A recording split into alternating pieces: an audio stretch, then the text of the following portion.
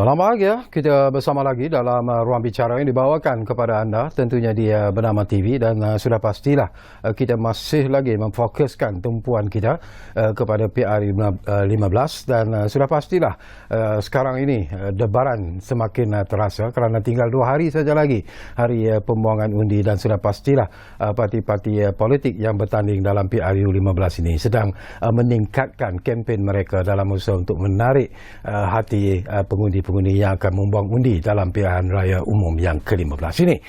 Baiklah, sebelum itu izinkan saya terlebih dahulu kami di Bernama TV dan juga di Bernama khususnya ingin mengambil kesempatan ini untuk mengucapkan ucapan takziah kepada keluarga dan juga penyokong mendiang M. Karupaya, iaitu calon Pakatan Harapan ataupun PH Parlimen Padang Serai yang meninggal dunia di Hospital Kulim petang tadi.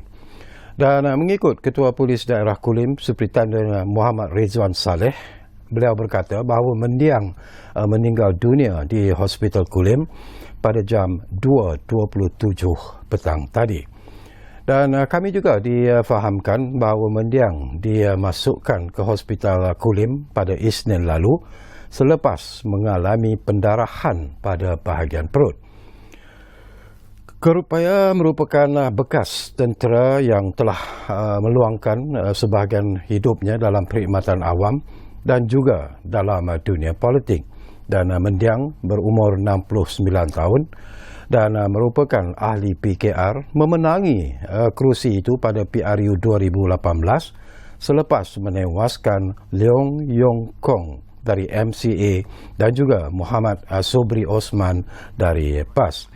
Dan Karupaya dijadualkan menentang C. Sivaraj dari MIC dan juga 3 yang lain pada 19 hari bulan November ini. Baiklah, kita akan berehat dulu buat seketika dan kembali nanti kita akan tumpukan perhatian kita kepada ruang bicara Bernama TV. Kita jumpa lagi selepas ini.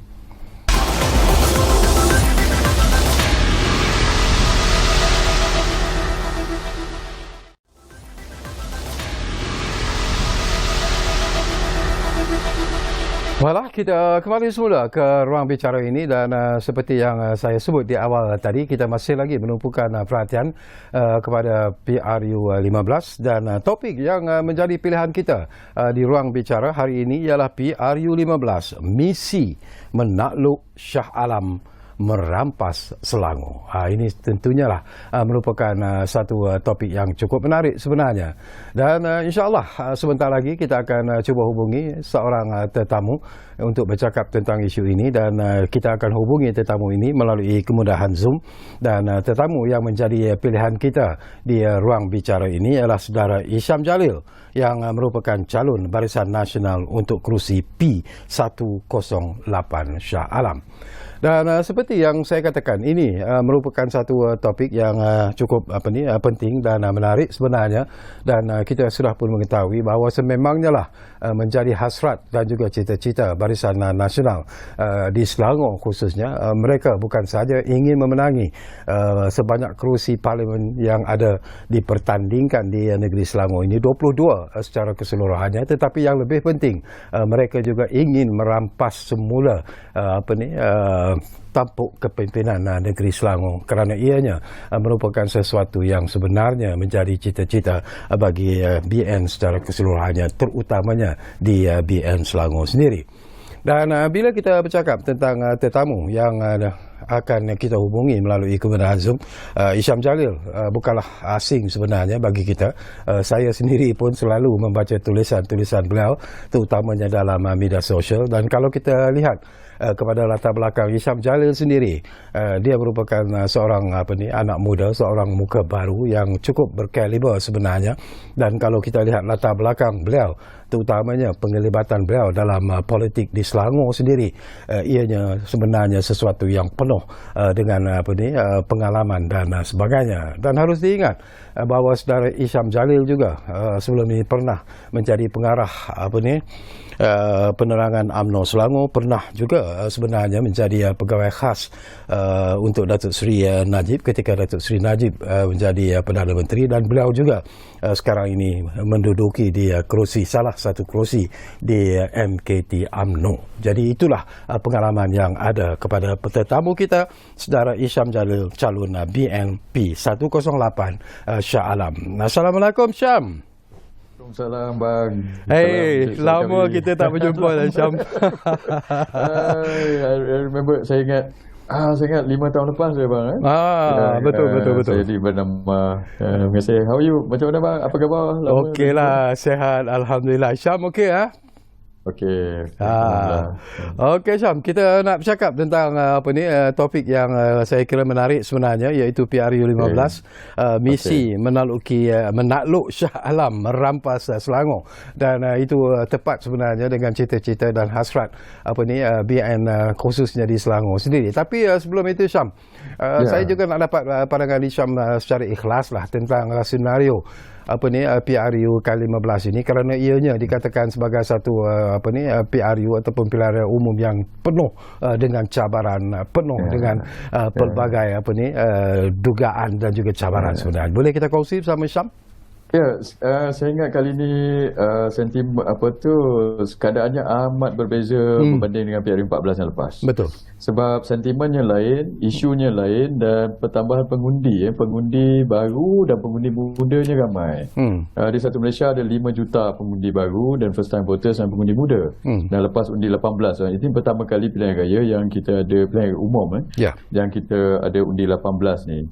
So di Selangor ini saya ingat dekat 1 juta tambahan pengundi, berapa ratus ribu yang ditambah pengundi muda dan first time voters. Dan di Shah Alam ini dah ada 165,000 pengundi, dan 60,000 daripada 165,000 itu adalah pengundi muda dan pengundi baru. So ini membuatkan dinamik raya kali ini berlainan dengan PRU 14. Dan ketika ini saya tengok di Shah Alam ni, walaupun dulu PRU 13 kita kalah PRU 14 kita kalah teruk di sini Jakawi, 33,000 kita kalah di sini. Tapi sekarang ni di mana-mana saya pergi, saya setiap hari saya buat walkabout, ada 20 program setiap hari saya buat, dan saya buat dalam 5-6 walkabout. Saya pergi even di kawasan Melayu elite, di kawasan Cina, reception kepada Barisan Nasional tu adalah amat baik pada ketika ini. Saya salam orang, saya tak tahu setakat ni dah 11 hari berkempen, saya ingat saya dah salam lebih kurang 10,000 orang. Dan daripada 10,000 orang saya salam tu, lebih daripada 95% semua salam balik dan senyumlah kepada saya. 98% macam itu. So penerimaannya adalah amat baik. So sebab itu is actually more than saya punya expectation. So ini adalah satu indikasi yang baiklah kepada kita. Secara ikhlas juga, apakah Syam sebenarnya terkejut apabila letakkan sebagai salah seorang calon dalam PRU yang ke-15 ini? Of course lah, kalau kita lihat kepada latar belakang Syam sendiri, memanglah ianya bukan satu kesilapan yang dibuat oleh Barisan Nasional. Tetapi apakah Syam sendiri secara peribadi sudah pun bersedia sebenarnya untuk menghadapi apa sahaja cabaran yang mesti dihadapi di PRU ke-15 ini, terutamanya di kerusi di kerusi P108 Shah Alam ini, Syam? Pertama saya dah bersedia sebab saya insyaAllah, alhamdulillah, sebab daripada kita kalah 4 tahun lepas 2018 saya dah berjuang untuk parti. Cuma daripada segi sama ada saya jadi calon ke tak, itu saya sebenarnya tak sangka jaga punya sebab nombor satu saya ingat saya tak bertanding kali ni. Nama saya mula-mula naik di tempat lain, tetapi di tempat itu ada orang di situ yang ingin bertanding. So lepas tu saya ingat saya tak bertanding. Tiba-tiba Presiden panggil saya dan Presiden kata parti telah buat keputusan dan Presiden telah buat keputusan untuk saya bertanding di P108 Shah Alam. Dan saya pun tanda tangan dan sign, dan saya kata saya take up the challenge cabaran ini. Sebab pada saya kita walaupun Shah Alam ini adalah kubu kuat PH antara daripada 120 kursi Parlimen Melayu di Malaysia ini. Malaysia ada 222 Parlimen, 165 di Semenanjung. Daripada 165 itu 120 adalah kawasan Melayu yang UMNO bertanding. Daripada 120 itu Shah Alam ini adalah yang kedua terhitam untuk Barisan Nasional. Yang pertama Gombak kita kalah 48,000 dulu. Shah Alam kedua 33,000 kita kalah. Tapi saya ambil cabaran itu sebab saya kata kita tak boleh pergi bertanding tempat-tempat yang selesa saja. So kita kena pergi ke kubu kuat lawan kita dan kita bertanding dekat situ dan kita berjuang habis-habisan, dan the rest kita serah kepada Allah SWT lah. Apa akan jadi keputusannya. Tapi sekarang ni saya nampak peluang kita semakin hari semakin cerah. Betul. Agak gembira lah, tapi saya tak mau complacent lah, saya tak mau leka lah. Kita ada lebih kurang dalam 48 jam lagi sebelum kita mengundi ataupun tamat kempen. So saya ingin berusaha dengan I don't want to get complacent lah. Saya tak nak leka. So kita akan berusaha sebaik mungkin. Okey, Syam, saya tertarik hati sebenarnya. Kalau kita lihat daripada apa yang sedikit latar belakang tentang Isham sendirilah. Tuan pernah dipecat pada awal tahun Jun ketika itu sebagai ketua penerangan Selangor. Namun dilantik sebagai ahli Majlis Kerja Tertinggi UMNO pada bulan yang sama dan kemudiannya dicalonkan sebagai calon untuk merampas kerusi Shah Alam. Ini merupakan sesuatu yang mungkin macam Syam kata sendiri tidak juga menjangkakan, dan majoriti besar yang dimenangi oleh Khalid Samad ketika itu dengan 33,849. Jadi track record yang boleh dikatakan hebat oleh Khalid Samad lah. Itu yang pandangan yang dilontarkan. Tapi kalau kita Khalid Samad tak ada kali ini di Shah Alam. Jadi tetapi 3 calon lagi, bagaimana Isham melihat tentang cabaran daripada 3 calon yang akan Isham hadapi nanti? Itu soalan tu ada 3-4 part tu. So, nombor 1 berkenaan dengan naik turun saya dalam politik ni lah. Dalam politik ni memang banyak cabaran lah kejap kita ni, tapi saya serah pada Tuhan lah. Janji kita ikhlas dalam perjuangan kita, insyaAllah Allah SWT akan bantu. Yang kedua, Khalid Samad, of course dia punya dulu dia menang banyak cuma lepas 3 penggal banyak rakyat di sini dan pengundi-pengundi sini, rakyat sini komplain sebab mereka tak servis. Saya rasa di Selangor ni masalahnya banyak masalah. Kita ada masalah banjir, kita ada masalah air yang tak selesai-selesai, masalah jalan yang berlopak-lopak, padahal mereka dapat 500 juta bajet daripada untuk road tax punya peruntukan daripada Kerajaan Persekutuan. Air 260,000 daripada 400,000. Masalah terputus bekalan air di Malaysia ni berlaku di negeri Selangor. Lepas tu harga rumah mahal dan sebagainya, dan banjir sebab parit-parit ini tersumbat. Kenapa perkara ini berlaku? Sebab ahli-ahli politik di Selangor ni dia jadi leka complacent sebab dia menang banyak dan dia menang besar dulu. Dia menang 52 daripada 56 DUN dan dia menang 20 daripada 22 Parlimen masa PRU 14, dan bila dia menang macam Khalid Samad menang puluh-puluh ribu di Kota Raja 60,000, di Gombak 40,000 lebih, di Shah Alam 30,000. So bila benda ini berlaku dan semua ahli-ahli kebanyakan hampir semua wakil-wakil rakyat adalah daripada satu parti, daripada PH, maka kerajaan negeri ini jadi complacent. Dia tak buat kerja. Dia tahu kalau dia tak buat kerja pun dia masih boleh menang pilihan raya. So ini tak baik untuk rakyat.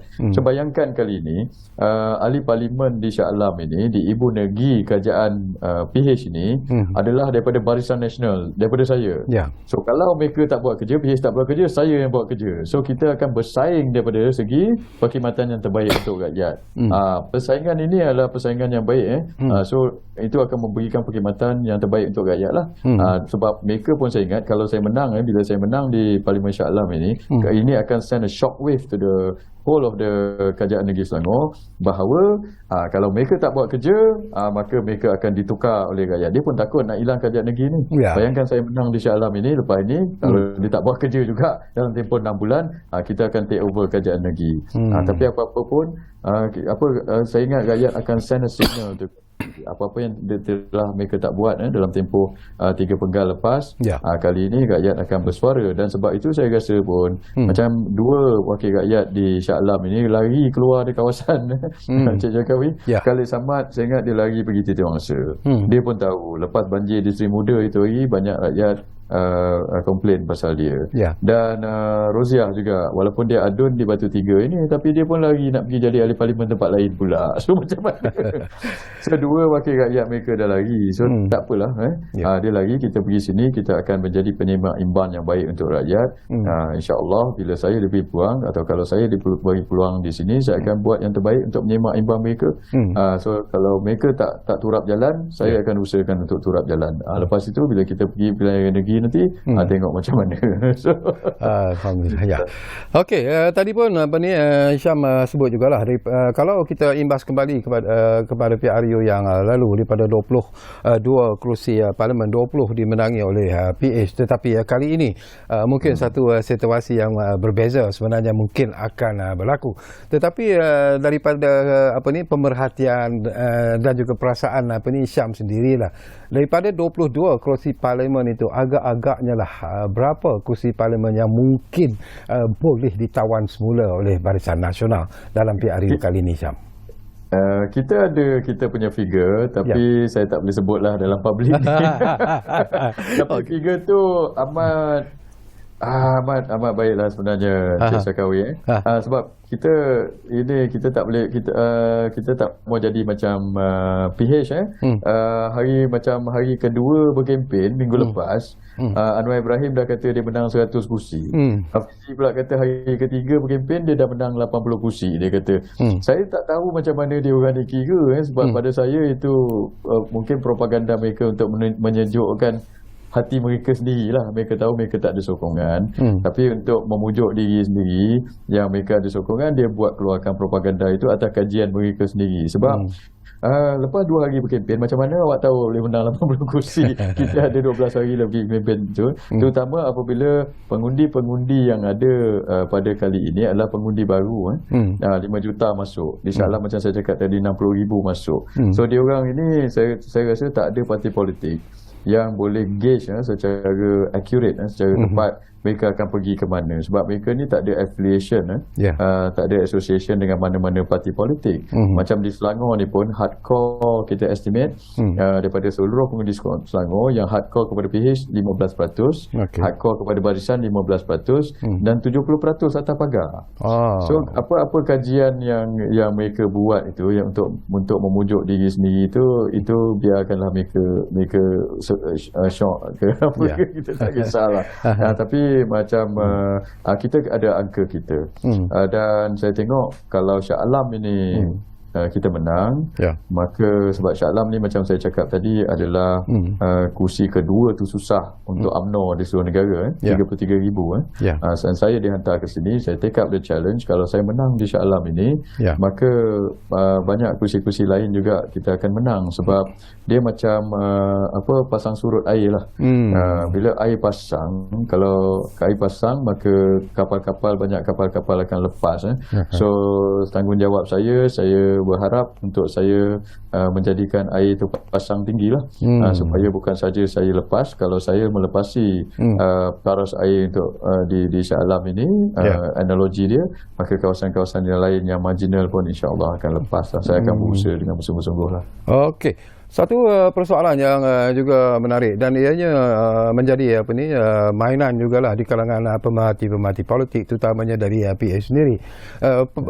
Pemilihan Hisham untuk bertanding dalam PRU ke-15 ini tidak dipertikaikanlah. Kita tahu kredibiliti Hisham sendiri, dan juga latar belakang dan juga penglibatan Hisham dalam politik terutamanya di Selangor sendiri.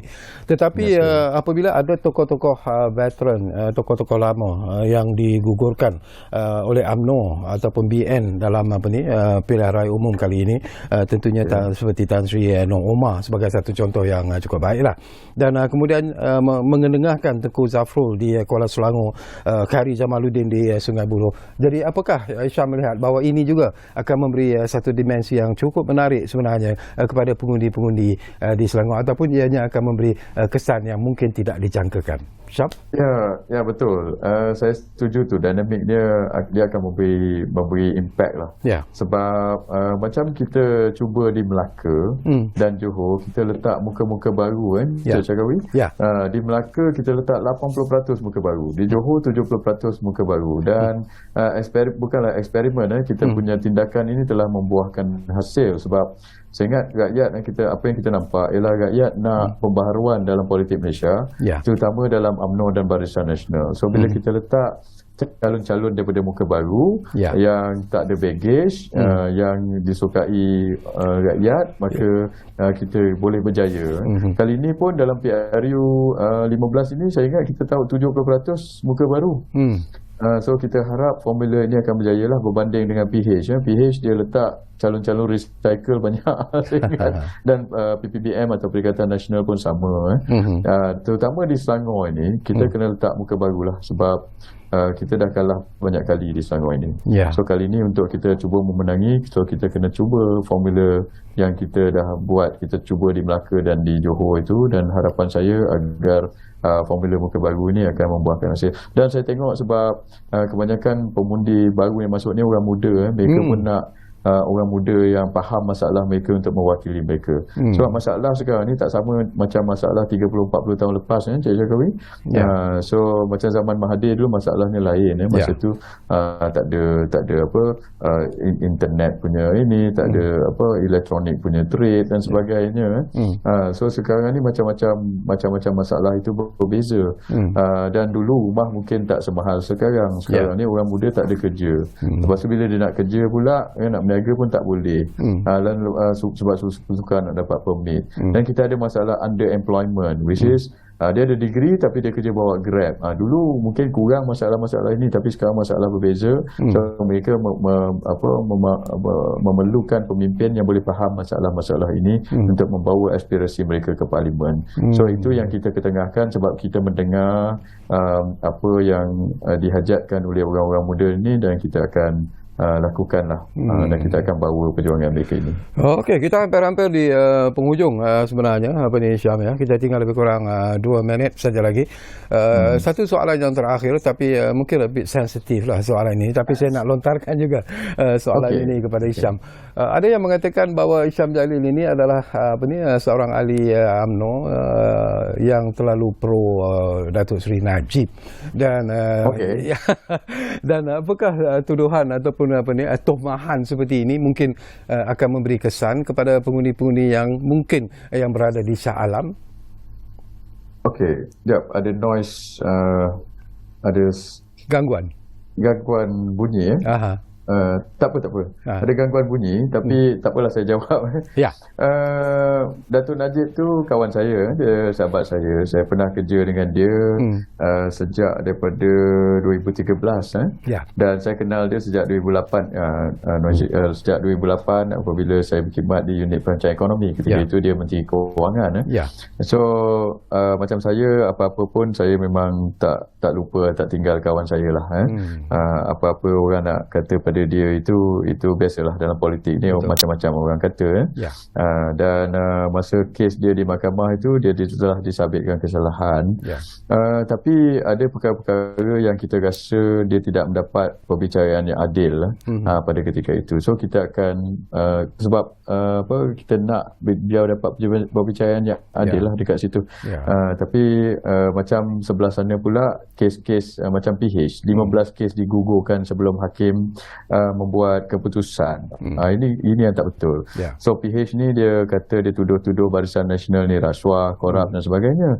Tapi ahli-ahli politik balik mereka pun, Lim Guan Eng ada kes rasuah, Syed Saddiq ada kes salah guna kuasa, dan 15 kes yang mereka hadapi telah digugurkan sebelum mendapat keputusan daripada hakim. So ini yang kita perlu tentang supaya persepsi terhadap sistem kehakiman kita itu adalah adil. Kalau nak dakwa rasuah, maka dakwa kedua-dua pihak. Dan saya dah cakap selalu, rasuah ini tidak ada kena-mengena dengan, bukan tak ada kena-mengena, parti tidak boleh disalahkan pasal rasuah. Rasuah ini masalah individu. Kalau individu itu korup, tak kira lah parti mana pun dia akan korup. Macam Lim Guan Eng tu DAP tapi dia korup. So macam mana? Adakah nak salahkan DAP juga? Saya 20 tahun dalam kerajaan, saya tak pernah ada kes rasuah, dan saya tak pernah makan duit haram walaupun 1 sen. Saya orang UMNO. So apa orang kata, kalau mereka label kita macam-macam, itu perkara biasalah dalam politik ini. Tapi kita kena selesaikan masalah masalah integriti dan masalah persepsi ini juga. Okey. Terima kasih banyak-banyak Tuan Isham Jalil. Saya tak puas sebenarnya, banyak lagi persoalan yang ingin saya kongsikan bersama dengan Tuan Isham, tapi insya-Allah di masa mendatang nanti kita akan dapat bersama lagi di ruang bicara ini. Jadi all the best to you sir, dan kita harap mungkin akan ada sinar yang betul-betul gemilang untuk karier Isham Jalil dalam dunia politik, terutamanya dalam UMNO dan juga bersama dengan Barisan Nasional. Jadi selamat maju jaya Isham Jalil. Kita jumpa lagi. Terima kasih. Okey. Terima kasih kepada anda yang menumpukan perhatian bersama kami di ruang bicara ini, dan insya-Allah seperti yang selalu kami janjikan kepada anda, ruang bicara akan terus berbicara bersama anda dari masa ke semasa. Kita jumpa lagi.